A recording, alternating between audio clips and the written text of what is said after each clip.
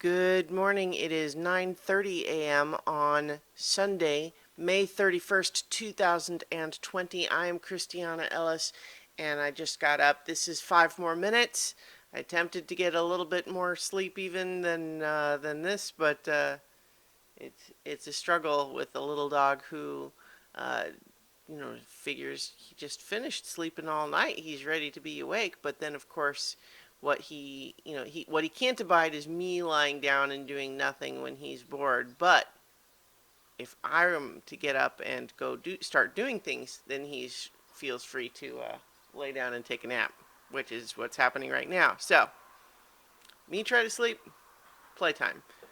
Me doing something else, he can sleep. So, eh. Anyway, it's Sunday, and that means I'm continuing my rewatch of The Legend of Korra with episode 9 of season 1, Out of the Past.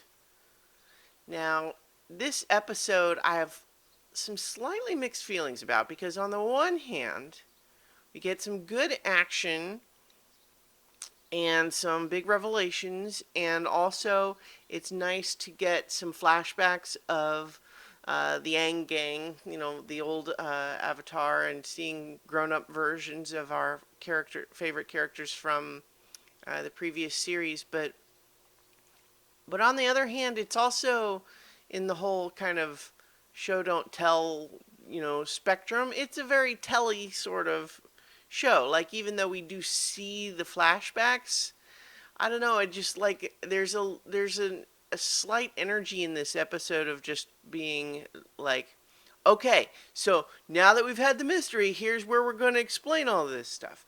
Now, the thing is, I actually know that there's reveals yet to come that are not yet revealed in this episode, and so they don't actually explain everything. And I'm not sure why I had that reaction watching it this time, just feeling a little bit like, just, you know what? I think part of it is that we spend this episode, a good chunk of this episode is spent where finally we know more than the characters do.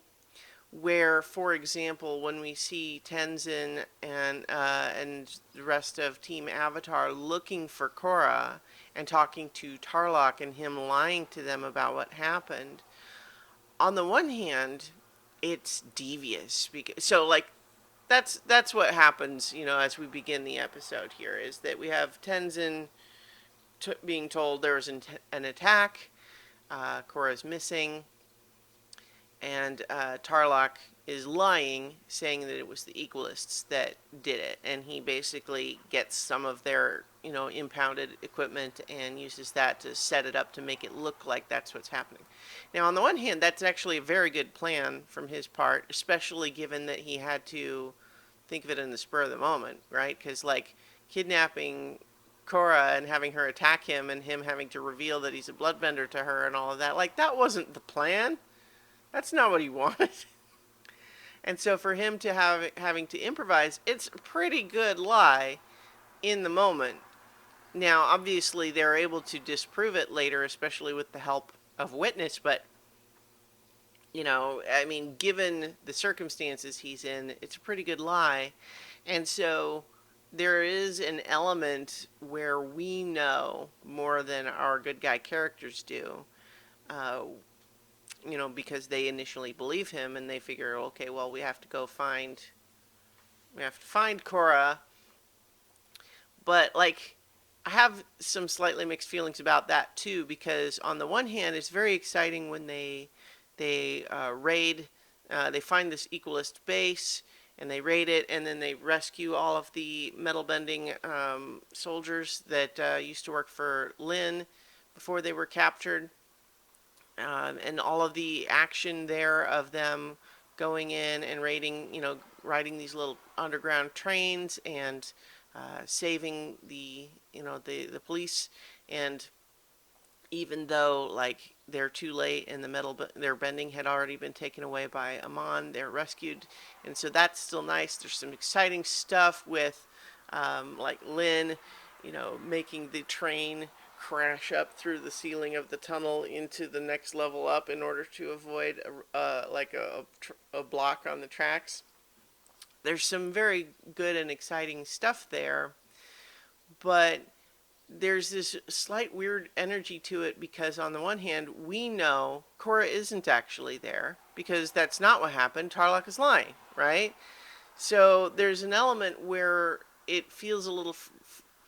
That's not usually how the tension in this show or the previous show works. Usually, even though we sometimes follow the antagonist characters and see scenes with, what Zuko was doing or Azula was doing or whatever, even as they're pursuing Aang, it's not common to have a situation where the good guys are following a completely wrong trail and we know it's wrong, but they don't. So I wonder if that part of the energy feels a little strange. It's also like, in theory, they could have done this before they were looking for Korra, and so there's a little tiny element of like, okay, well, they only found and rescued these other guys because they thought that's where Korra was, implying that if Korra hadn't gone missing, maybe they would never have found those guys. I don't know, and that feels a little bit strange too. It's like, I don't know if I'm just being crankier about this episode because there's actually a lot of stuff that I really like about it, but I don't know why I'm just giving a less charitable read to some elements of it this time. But in any case, uh, they go and they do the whole big rescue action sequence. And part of some of the character stuff going on there, of course, is that Lynn is now completely, she's not in any official position anymore. It's all personal now. And we see her do the Toph sensing the tunnel underground thing again with her feet, and it's very cool. Um, we see, her working well with Tenzin.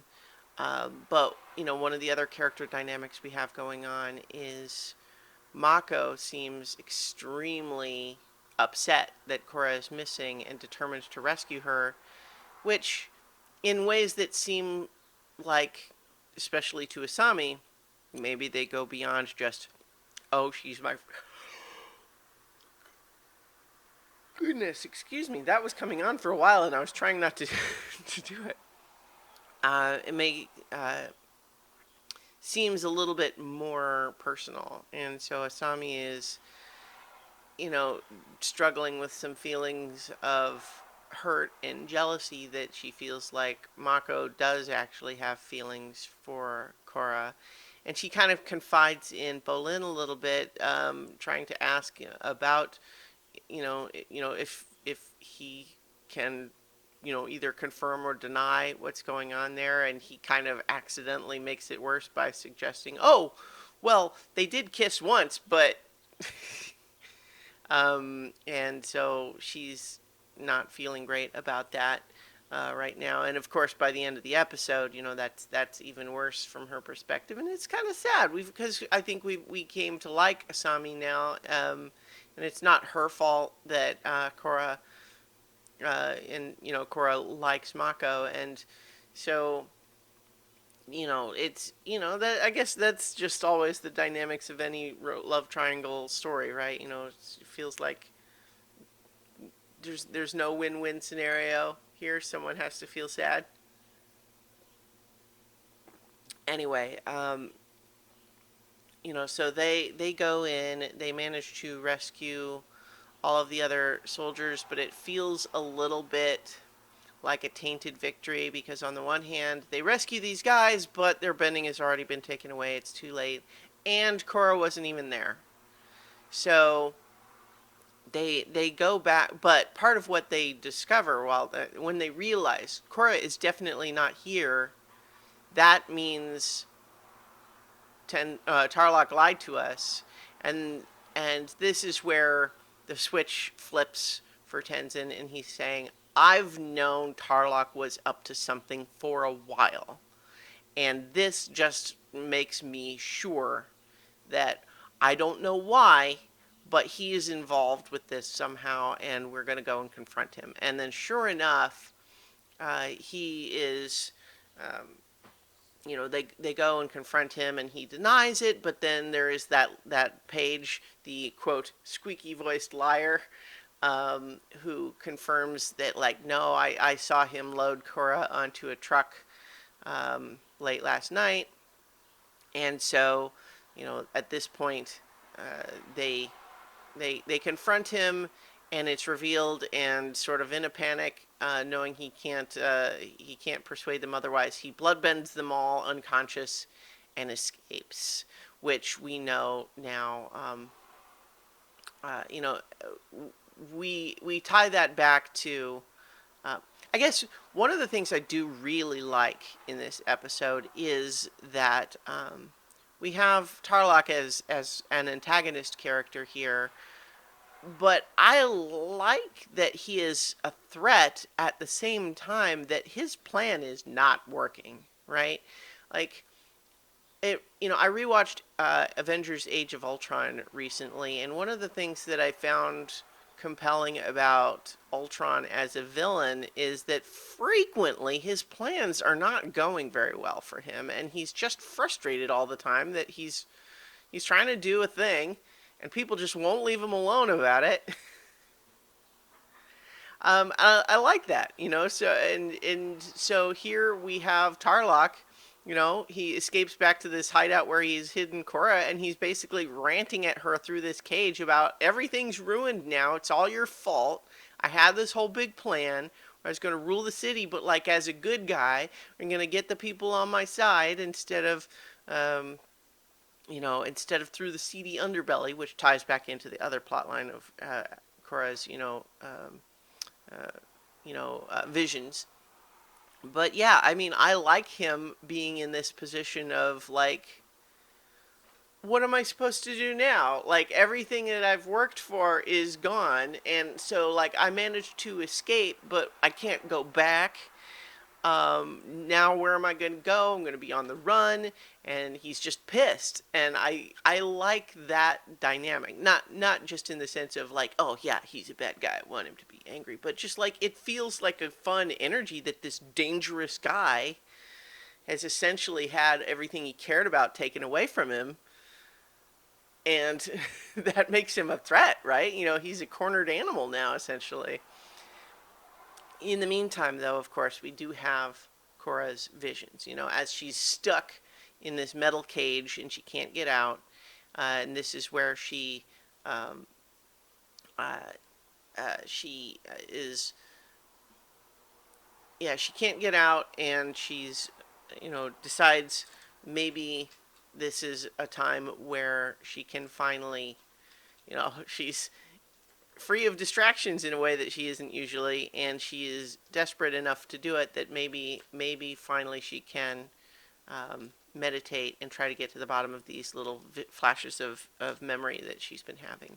And so sure enough, over the course of the episode, we get in a couple of segments, we see Toph grown up as the chief of police, still calling grown up Aang Twinkle Toes, even though he's 40 years old and he asks her to stop. We see them arresting this guy named Yakone, and then we see Yakone on trial with Sokka as councilman, grown-up Sokka, and that's fun. And so we see that he is on trial where people essentially are accusing him of being a bloodbender, but there's a lot of just confusion about, like, he's, like his defense is trying to say, first of all, prove it that he's a bloodbender. And also, like, everybody knows bloodbending only works on the full moon. Whereas, apparently, the witness testimony says he can do it on any time except the full moon, which always felt like a slightly weird flip to me. Like, it would be one thing to say, most people can only do it on the full moon, but he can do it any time. But then the idea that it's instead any time except the full moon feels like, I don't know, that counterintuitive to me. But whatever, it's not a big deal. So I think maybe, though, that there is a slight element of having to take too much time to explain things that we kind of get already. I mean, I suppose they just want to make it really clear why Korra can come to the conclusion that Tarlok must be Yoko's son. But in any event, we have Sokka basically find Tarlok guilty, even though they can't explain why he would be able to bloodbend at other times. You know, and like if he doesn't do it, they can't really prove it. But he's basically saying, yes, that seems to go against our current understanding of bending. But so many different people have said they've seen him do it. And he talks specifically about how there are bending prodigies that bend in ways that we, didn't understand before. Like Toph invented metal bending, and he references, without kind of naming, the guy that came to be called Combustion Man, aka Sparky Boom Man, from the original series, and he defeated him with his trusty boomerang. And so it's kind of fun seeing grown-up Sokka, who is more serious, but not 100% serious. And so, but basically, Yokona's being found guilty, but then, he bloodbends to escape, very much like we see Tarlok do. But, he's bloodbending against, like, everybody there in the room. He forces Toph to unlock his handcuffs. He makes everyone unconscious. And it is only Aang, pretty much solely by virtue of entering the Avatar state, that is able to, pursue him and break free from his hold, to defeat him and to take his bending away, much like Aang did with Fire Lord Ozai. And so it's tying to a couple of things there, right? Because in those visions, what we have is a reference, obviously, to bloodbending in a time that's not a full moon, which we've seen Tarlok do. But it's also, again, a reminder of who else has been able to take bending away? Aang has, right? As the Avatar. Energy bending, so to speak. So, having all of these visions, we have Korra now able to conclude and say to Tarlok that she understands he's Yoko's son. And that's why he can do the same thing Yokon could. And yeah, so like, he knows that part now. But then Tarlok's plans are disrupted further when Amon shows up. And Amon is able to resist, albeit with some difficulty, to resist the bloodbending for reasons that are unclear in this moment. Like, that's why I'm saying, like, there's still some revelations to come, because what we have in this episode is just him resisting the bloodbending, and Tarlok mystified by this. How are you doing that? What are you? I am the solution, blah, blah, blah, blah, blah. And and taking Tarlok's bending away. Defeating Tarlok, but now Amon is there, and Korra is potentially at his mercy. And this is, I will say, another of my favorite bits of this episode, though, is how clever Korra is when they say, specifically, don't underestimate her, shock the cage to knock her out before you open it. And she hears that with just enough time to take one of her leather gauntlets and hang from one of the bars at the top of the cage while they're shocking the outside of it so that she doesn't get shocked. Now, on the wiki for this episode, they point out that there's the Faraday cage effect means that electricity, if it can actually go to ground, like if that cage was grounded, then shocking the outside of it, the electricity actually does just travel around the outside of the cage, and it would not transfer to the inside of the cage. It does not electrify the entire mass of the metal. That's actually not how it works. And I've seen personally a demonstration at the Boston Museum of Science where they show someone in a metal cage, and there's like, simulated lightning, meaning not like a real bolt of lightning outside, but real electricity.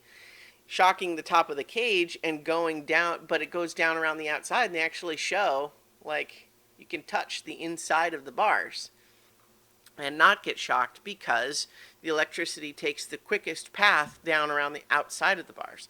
But at the same time, this cage did have a metal floor, and it's unclear, like, if it was on bare stone, then it wouldn't necessarily have been grounded. Um, and so it's possible, like, it's that, if it was being grounded through some other place, it's like, who cares really? But I think that's interesting to think about, and it's just a little bit of science trivia.